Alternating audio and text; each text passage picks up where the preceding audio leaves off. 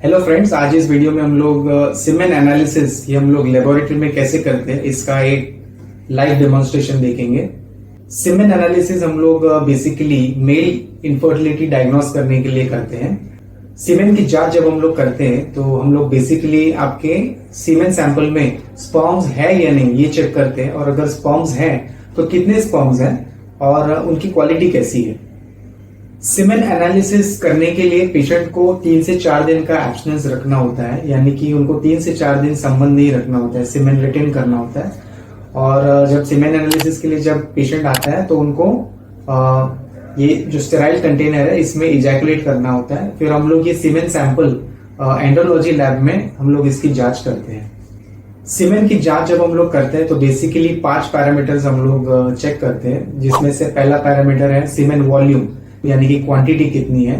तो सीमेन वॉल्यूम जो है वो 2 ml या उससे ज्यादा होनी चाहिए, लेकिन उसका कोई इतना इंपॉर्टेंस नहीं होता है। जो दूसरा पैरामीटर है वो है स्पर्म काउंट, यानी कि शुक्राणु की संख्या।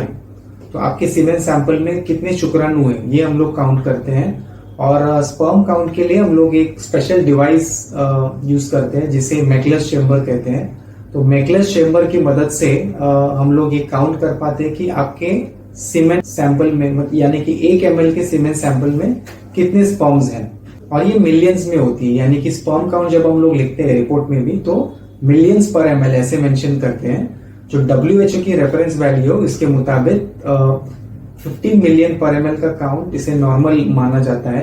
लेकिन इसका मतलब ये नहीं कि अगर 15 मिलियन से कम है तो आपको बच्चा नहीं हो सकता, ऐसा बिल्कुल भी नहीं है। इनफैक्ट हम लोग जब IVF ट्रीटमेंट करते हैं या इंट्रासाइटोप्लाज्मिक स्पर्म इंजेक्शन या ICSI जिसे हम लोग कहते हैं, तो एक स्त्री बीज में सिर्फ एक स्पर्म हम लोग इंजेक्ट करते हैं, तो ज्यादा स्पर्म्स की जरूरत नहीं होती है। तो अगर थोड़े से भी स्पर्म्स हैं फिर भी हम लोग फर्टिलाइजेशन हासिल कर सकते हैं।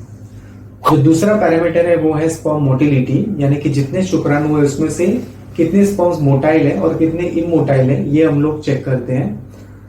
तो टोटल मोटिलिटी जो है वो 40% या उससे ज्यादा होनी चाहिए।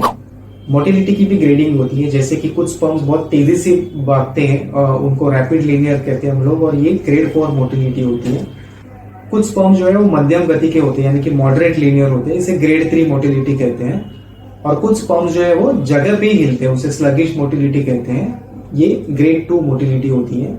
जो 5वां पैरामीटर है वो है स्पर्म मॉर्फोलॉजी, यानी कि हम लोग स्पर्म्स की बनावट देखते हैं, यानी कि कितने स्पर्म्स आपके दिखने में अच्छे हैं जो नॉर्मल लुकिंग है और कितने एबनॉर्मल है ये हम लोग चेक करते हैं। जब हम लोग रिपोर्ट में लिखते हैं तो कितने स्पर्म्स एबनॉर्मल है ये हम लोग मेंशन करते हैं, और ये परसेंटेज में होता है, यानी कि 10% स्पर्म्स एबनॉर्मल या 20% स्पर्म्स एबनॉर्मल है। कुछ पेशेंट्स में ये बहुत ज्यादा भी होता है। तो टोटल स्पर्म काउंट है उसमें से अगर 4% स्पर्म्स भी नॉर्मल है, यानी कि अगर 96% स्पर्म्स भी एबनॉर्मल है, then also it is fine. तो आइए चलते हैं अब हम लोग एंडोलॉजी लैब में हम लोग सीमेन एनालिसिस कैसे करते हैं इसका एक लाइव डेमोन्स्ट्रेशन देखेंगे।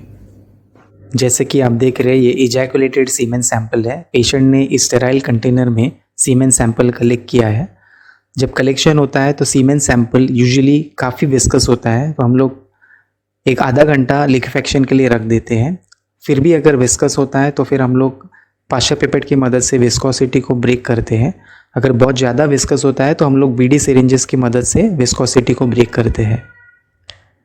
इस पाशा पिपेट की मदद से हम सीमेन सैंपल का एक ड्रॉप मेकलर चैम्बर पे प्लेस करते हैं, और फिर मेकलर चैम्बर को माइक्रोस्कोप के नीचे रख के फिर हम लोग सीमेन एनालाइज करते हैं।